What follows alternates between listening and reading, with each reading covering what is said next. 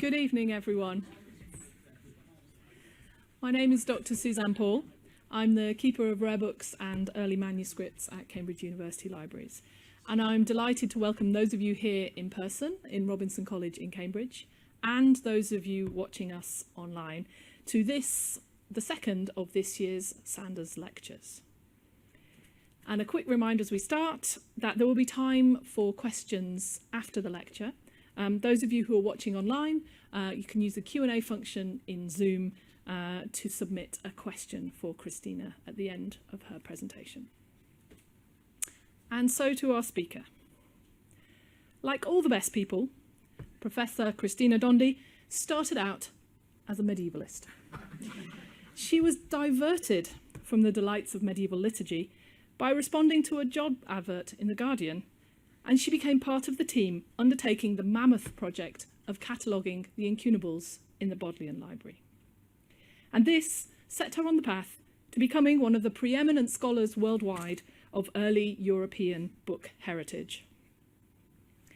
As Cristina highlighted yesterday, Cambridge University Library also has a significant collection of incunables that have been acquired over the centuries from many sources, and indeed we are still acquiring today.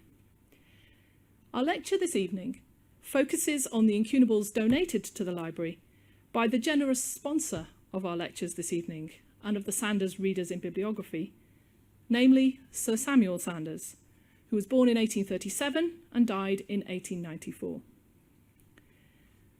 Many of you will remember Professor Nigel Morgan's fascinating Sandars lectures in 2014 on Sandars' collection of illuminated manuscripts.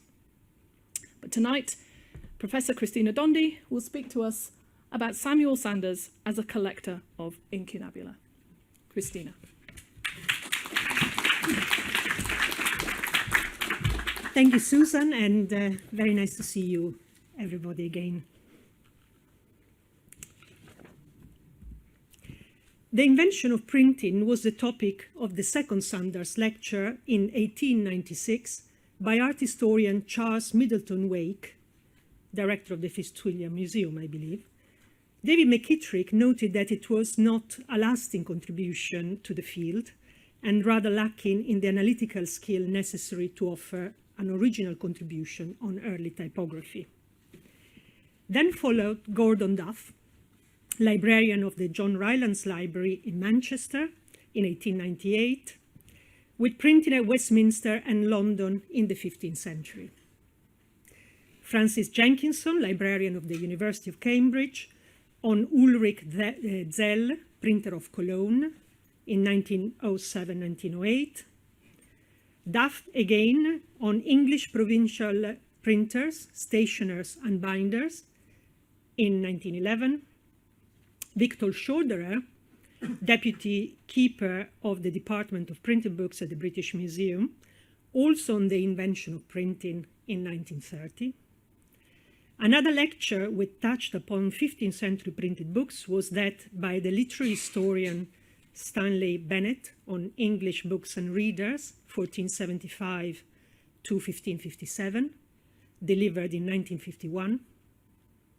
Then we get to the 1952 lectures of J.C.T. Oates on the history of the collection of incunabula in the University Library, very much in conjunction with the publication of his important catalogue of the collection. Graham Pollard, in 1958, maybe also touched upon the topic in his English Market for Printed Books, and possibly did Jonathan Alexander in 1984-85 with his Artists and the Book in Padua, Venice, and Rome in the second half of the 15th century. Possibly so did Will Carter in 92-93 with his Gutenberg's Galaxy. And so did Nicholas Barker in 1999-2000. Type and Type Founding in Britain, 1485-1720. Then we come to Paul Needham and his 15th century printing, The Work of the Shops, in 2004-2005. And finally, Michael Reeve, printing the Latin classics, some episodes in 2011-2012. In his Sandars lectures in 2013-14, Professor Nigel Morgan discussed the 150 medieval and Renaissance manuscripts and cuttings, particularly notable in Flemish and Italian specimens, given by Samuel Sandars principally to the University Library, and smaller collections to the Fitzwilliam Museum and Trinity College, Cambridge. He also spoke of Sandars' relations with university librarians Henry Bradshaw and Francis Jenkinson, and with M.R. James in his capacity as cataloger of the manuscripts and director of the Fitzwilliam Museum. Morgan's topic inspired me to dedicate one lecture specifically to Sandars' collection of incunabula. The comparison with the other notable benefactor to our discipline, James Patrick Ronaldson Lyell, is inevitable. In 1983, David McKittrick prepared a beautifully printed and useful booklet, The Sandars and Lyell's Lectures, a checklist with an introduction. Both lawyers, one a barrister, Sandars, the other a solicitor, both collected manuscripts and early printed books, collections which were bequeathed for the most part to the university libraries of Cambridge and Oxford. Both very supportive of the two university libraries, and with the great vision to establish a readership in bibliography, one in 1895, the other in 1952. Both published on Bibliography, Sandars on books printed on vellum in the university and college libraries in 1878, Lyell on early book illustration in Spain in 1926. However, while Sandars' collection, some 1,500 books, are practically all in Cambridge libraries, Lyell's books were separated. He left the choice of 100 manuscripts out of a total of 250 medieval manuscripts and a few post-medieval ones to the Bodleian Library. They were masterly catalogued by Tilly de la Mare in 1971. The other manuscripts were sold to Quaritch in 1951, some purchased on the market by the Bodleian Library. Many ended up in the United States. His collection of printed books, particularly strong in rare Spanish early editions, was sold and is now dispersed.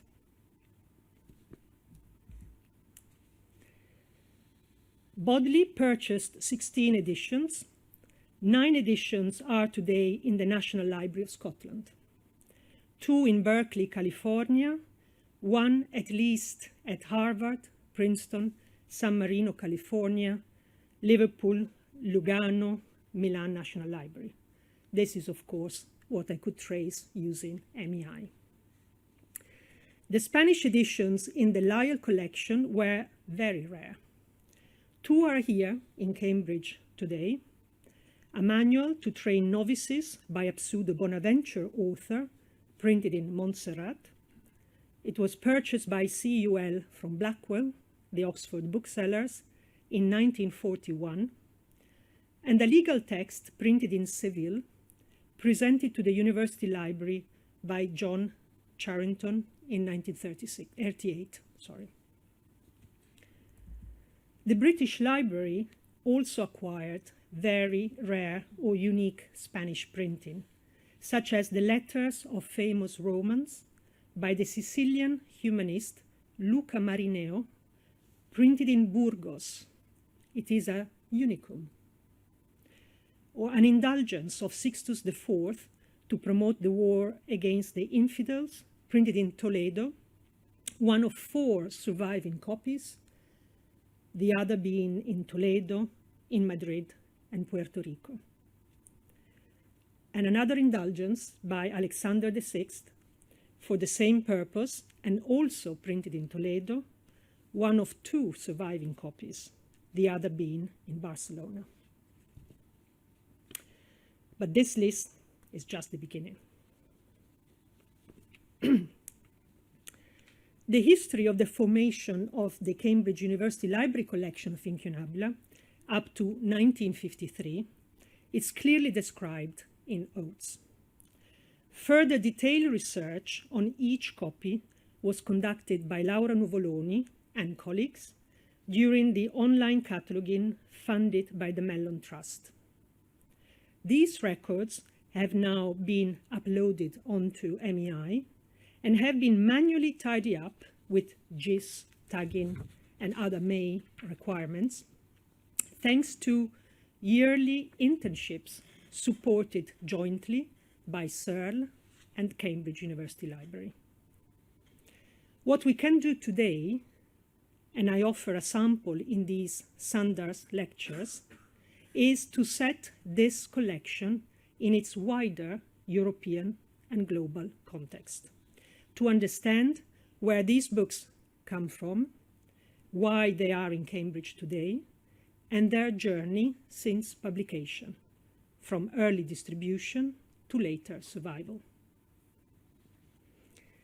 Sandars donated 1,490 printed books, 109 of which were incunabula, as noted in a 2014 blog posted by Sophie de France. The incunabula were donated between 1871 and the bequest of 1894. The largest group includes editions printed in Germany, Mainz, Strasbourg, Nuremberg, Augsburg, Cologne, Leipzig, Speyer, and the little-known Lauingen, and Italy, Aquila, Brescia, Ferrara, Foligno, Milan, Naples, Rome, Treviso, and several from Venice.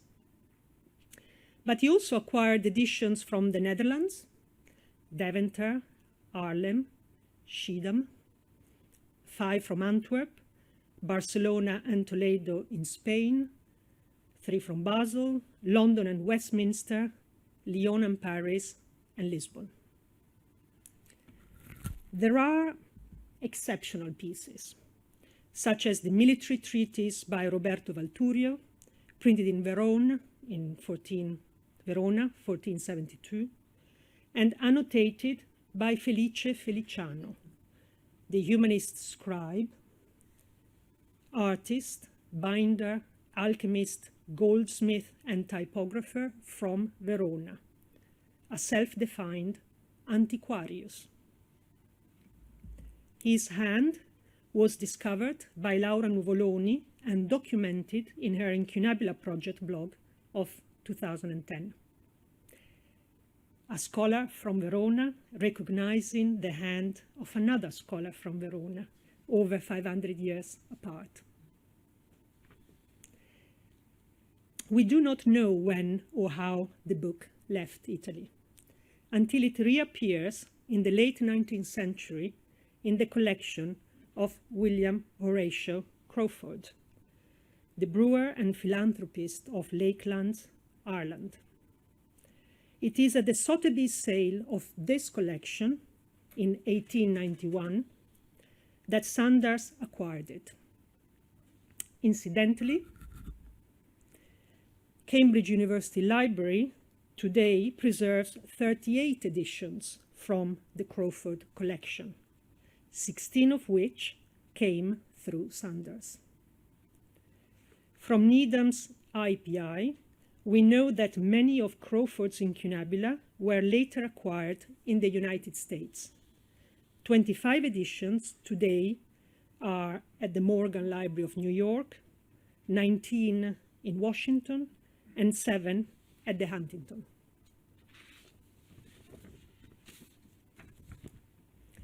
But we do have a further sign of early use on this Valturius. One may be unexpected, or actually not. The pupil works away. In an early 16th century hand, the amazing illustration was probably thought to be a suitable learning aid to catch and retain the attention of a schoolboy. Another purchase by Sandars at the Crawford sale was this copy of The Lives of the Philosophers, printed by Jenson in 1472 and decorated in the style of the Pico Master's workshop. There are also a few early annotations in Greek by one or probably two Italian hands. Before Crawford, it had belonged to another Irishman, John Rawdon, 1st Earl of Moira, a founding member of the Royal Irish Academy, who had a library of 30,000 books and a collection of art. Rawdon went on the Grand Tour and was in Italy in 1739-1740, first in Siena, a long spell in Rome, then Naples and Venice. There are many pages devoted to him and his family in the recent book of Richard Ansell on the meanings of continental travel for social mobility, elite formation, landed identity, masculinity, and Englishness. Maybe heritage collections, formation should also be highlighted. It is probably in Italy that the book was picked up. Another remarkable Italian piece was acquired by Sandars in London in 1892 at the Puttick and Simpson auction. A treatise on government by the Greek philosopher Dio Chrysostomos in its Latin translation printed in Venice in 1471. Stella Panayotova wrote about it in the wonderful volume on early printed treasures of Cambridge University Library. The striking full-page illumination, typically Renaissance with its architectural frontispiece and a scroll-like text block, has been attributed to the Venetian artist Benedetto Bordon, which we will come back to. The binding is also original and probably Venetian, but unfortunately no information about the owner who commissioned it, apart from some manuscript notes added by a late 15th century hand, which may be Italian as suggested, but I would not exclude a French hand, also for the fashion of underlining. Sandars donated in 1893 and bequeathed in 1894 two incredibly rare editions of Books of Hours printed in Venice. The first, printed by Johannes Hammann in 1493, survives in only 6 copies, the other being in Modena, in the Fondazione Cini of Venice, in Harvard, and 2 at the British Library. This copy may have been already in the UK in the 16th, 17th century, as there are added prayers in a hand which is not Italian. Some entries are erased, and the word pagan has been added next to the entry for Nereus et Achilleus on 12th of May. Moreover, some parts of the Gospels are crossed out. Also in the collection of William Horatio Crawford, it was purchased at his sale in 1891 by Quaritch and sold to Sandars in 1892. Sandars gifted it to CUL the following year. This edition, here is the BL British Library copy, which has been colored by hand, combines on each page 2 types of woodcut borders. The external borders with human faces and human figures are typical of French printed Books of Hours. The inner, upper, and lower borders, mostly decorative, with floral and foliate decorative patterns, vases, putti, cherubs, dolphins, shields, and cornucopia, they are Venetian. These borders are very similar to the ones prepared the following year for the 1494 edition of the Venetian printer, one of the few printers actually from Venice, Hieronymus de Sanctis, and probably designed by the artist Benedetto Bordon, the illuminator of the Dio Chrysostomus copy we just saw. These images are from Eslin, the 19th century scholar and collector of early Italian illustrated books, whose collection is today at the Fondazione Cini on the island of San Giorgio Maggiore. The copy there is very tightly bound and have not yet been professionally digitized. That's why I'm showing you images from the publication. The design of the main cuts, however, has been identified by the late scholar Lillian Armstrong, like Richard Sharp, a dear personal friend and an advisor to the 15th century book trade project, as being by the Pico Master, active in Venice and Ferrara between 1460 and 1505. One of several artists working in Venice in the late 15th century who, like Bordon, began their career as illuminators of manuscripts, then turned to decorating individual copies of printed books, like the Diogene Laertius and the Dio Chrysostomus in CUL, and finally became designers of woodcuts. The woodcut of the Annunciation of the 1493 edition by the Pico Master, and here you see the copies, the Cambridge and the London, one next to each other, was used again by Hamann for his books of hours for the use of serum, printed in 1494. The edition survives only in fragments extracted from bindings made by Oldham's foliate stuff binder. The fragments are today in Cambridge, Durham, Eton, London, Manchester, and Oxford, and I'm sorry, I do not have a picture of the cut of the Annunciation.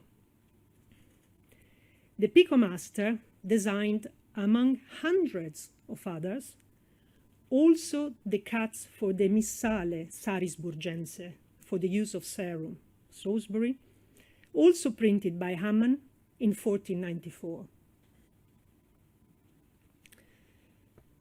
In this case, as in the hours just here discussed, Venetian-designed woodcuts are surrounded by distinctly French borders. This missal in Cambridge University Library was also purchased by Sandars from Quaritch in 1891. Moreover, the same woodcut of the Annunciation was used for the tiny Venetian hours in 16mo format, printed by Johannes Emericus de Spira for the publisher Lucantonio Giunta in 1497 and again in 1498, this being the copy purchased by Sandars. Only 2 copies survive of this 1498 edition, a fragmentary one in Oxford and this Cambridge copy, purchased by Sandars from the London booksellers Ellis and White in 1884. Finally, the same woodcut of the Annunciation was also used by Aldus Manutius in his Greek Hours printed in 1497, a copy of which can be found in Trinity College, Cambridge today.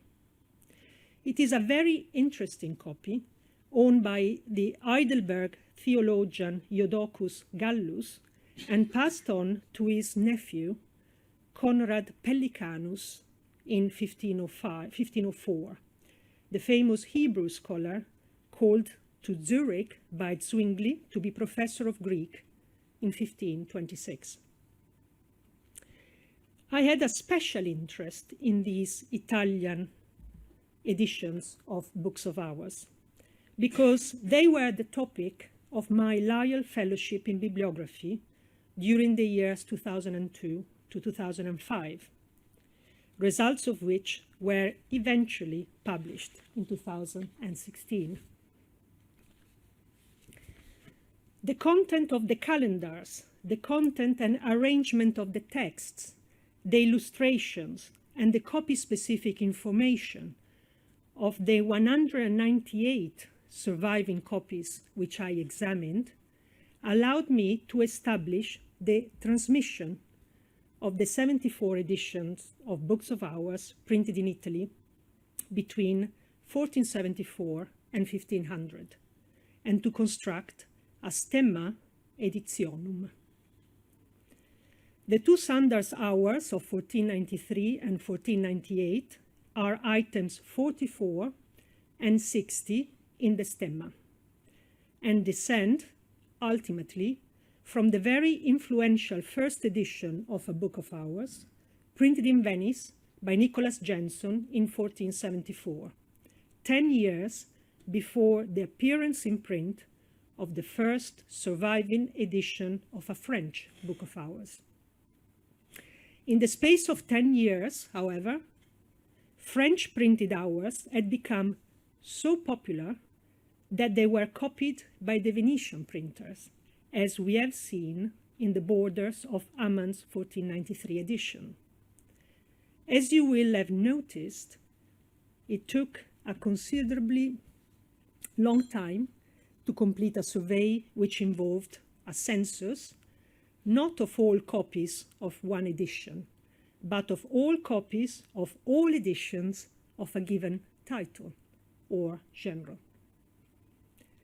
Today, a copy census can be done in considerably less time, thanks to more copy-specific cataloging, digitizations, faster communications, and more collaboration.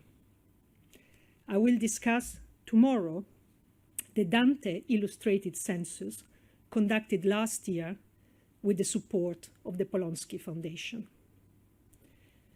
I will now continue with some examples of non-Italian editions in the Sandars collection. This copy of a legal dictionary was printed in Basel between 1475 and 1478. It is bound with another dictionary of civil law printed in Vicenza in 1477.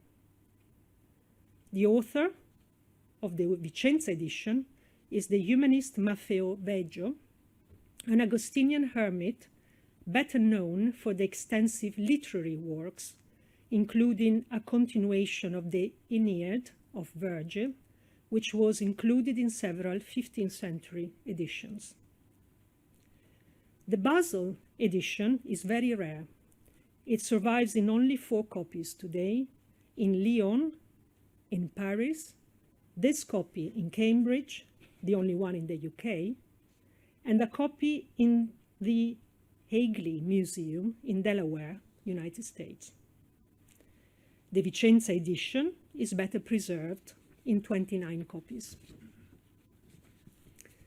The Vocabularius Iuris was a popular work which appears to have been published in 33 different editions during the 15th century. In the 1470s, only outside Italy, in Basel, Louvain, Paris, Speyer, Strasbourg, and Nuremberg. In fact, the first Italian edition was eventually printed in 1482 in Vicenza. It is most likely, therefore, that the Cambridge copy of the circa 1478 Basel edition entered the Italian market early, in the late 1470s, when no local editions existed. This copy should be added to the list of early import of Basel books into Italy, and it may even have facilitated the preparation of the first Italian edition of this popular legal work in Vicenza.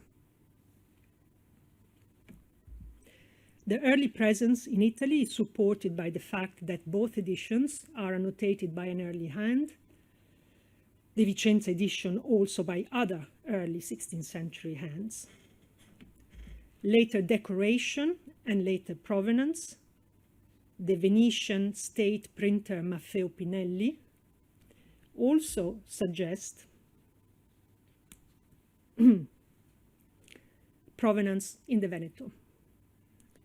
The Pinelli collection, rich in books from former secularized monastic libraries and aristocratic collections, was bought by the London bookseller James Edwards and auctioned by him in 1789.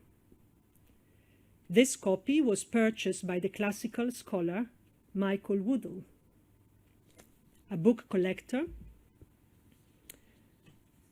one that we particularly love because of the notes of acquisition and earlier provenance he left on his books. In this case, £1 4 shillings, April 13, 1789, and Pinelli auction up on the left.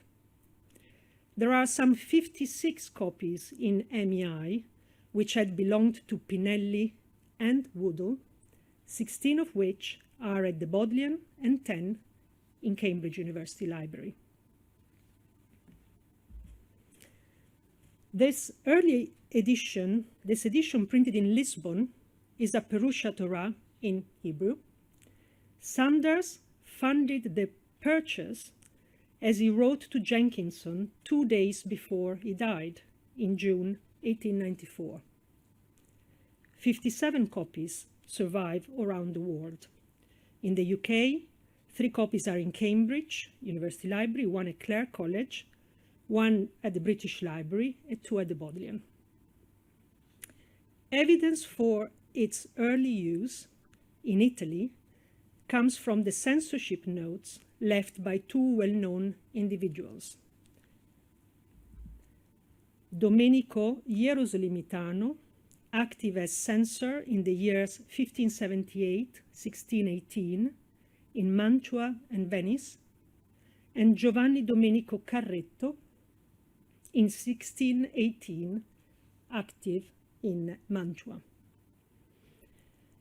Domenico Ierosolimitano, from Jerusalem, was a rabbi and a physician to the Sultan in Cairo before converting to Christianity in 1593 and acting as censor for the Catholic Church.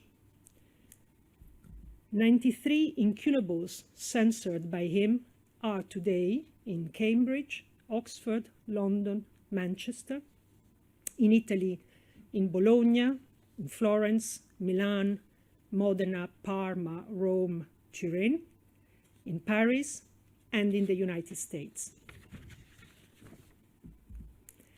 67 incunables have been traced so far with notes by Del Carretto, active in Venice and Mantua as censor, in Cambridge, in London, Manchester, the Bodleian, in Italy, in Florence, Milan, Modena, Parma, Piacenza, Turin, the Vatican Library, then in Paris, in the Bibliothèque Mazarin, in Jerusalem, at the Columbia in New York. The 2 together appear in 50 copies, this one included, and there are 4 more in Cambridge. MEI records today 180 Hebrew editions in 455 copies, thanks to the 15th century Hebraica project funded by the Rothschild Foundation to set Hebrew incunabula in their European context. We also shared our records with the Footprint database, which is a Hebrew-focused database curated in the United States. In the many copies now outside Italy, these censorship notes are the only evidence of the books being owned and used in Italy. However, Here, I also noted some scribbles at the front in an early cursive Sephardic Hebrew. The former member, I noted, and I pass it on to people who could comment on, the former members of the 15th century Hebraica project, Marco Bertagna and Alexander Gordin, were able to read them. Both appear to be 16th century, 17th century of period. In the upper part, the Italian Hebrew script, mostly erased, refers to Rabbi Isaac Levy. Beneath it, the Sephardic script reads, "To his young slave," and then the signature, Shneur ibn Danan. Alexander Gordin, who is based at the National Library in Jerusalem, was also able to comment that one Shneur ibn Danan appears as an author of a Talmudic commentary in a fragmentary manuscript kept in Jerusalem. Finally, on the front-end leaf, there is a note in a blend of Italian and Hebrew. "This evening, I feel like praying." At some point in the 18th or 19th century, the book entered the collection of Friedrich Georg Hermann Küllemann, printer and senator of Hanover. At the sale in 1870, in his Bibliotheca Typographica, the book was purchased by William Horatio Crawford, and Sandars purchased the book, one of several, as we have seen, at his 1891 sale.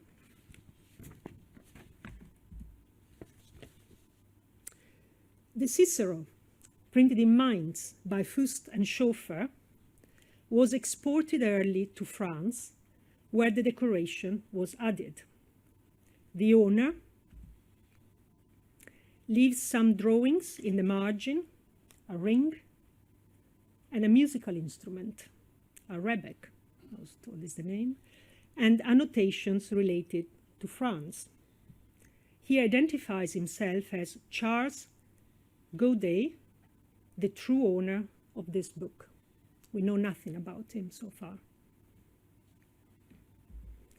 Finally, a remarkable fragment of Peter Schoeffer's edition of Donatus Ars Minor, printed not earlier than 1467. An edition which only survives today in a few fragments, the others being in Paris Bibliothèque Nationale and in the Staatsbibliothek of Trier. This fragment was found in the binding of a copy of Ambrose, printed in Cologne in 1472. It was purchased by Sandars from Ludwig Rosenthal in 1891 and gifted to CUL. Christian Jensen wrote about it in the early printed treasures from CUL, already mentioned. The metal cut initial P was first used in the Psalter, printed by Johann Fust and Peter Schoeffer and dated 14 August 1457. This is a case similar to the fragment of Adonatus, printed with the type of the 42-line Bible, discovered by Eric White of Princeton University as part of the binding of an edition of Horace, printed in Venice in 1483. A book on sale in 2017 and immediately acquired by Princeton University Library. Eric White studied the 32 Donatus fragments printed with either the B42 type or the DK type, which are the very earliest printed types in Mainz, in his contribution to the 2018 Conference Printing Revolution. None of these editions survive intact, only in fragments found in bindings. Lotte Hellinger derived similar results in her survey of 46 binding contexts for Dutch schoolbook fragments. Over 400 editions of Donatus survive from the 15th century, mostly in fragments and mostly printed in Germany and the Netherlands. Donatus was the first book printed in a number of countries: in Germany, in the Netherlands, in Italy, at Subiaco, although it appears now to be lost. Printers produced grammar books early on, not because they wanted to run trial attempts, as Martin Lowry had claimed for the 5 books of hours printed by Jenson in 1474-1475, but because there was a demand and a market for it.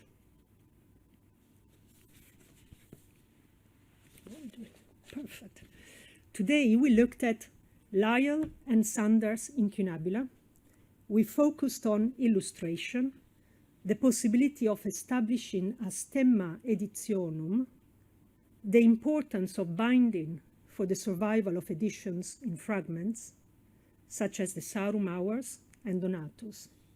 I will provide more documentary evidence tomorrow of the invaluable importance of the little that survives today of printing for primary level education, and what this means for our understanding of the printing revolution. Thank you.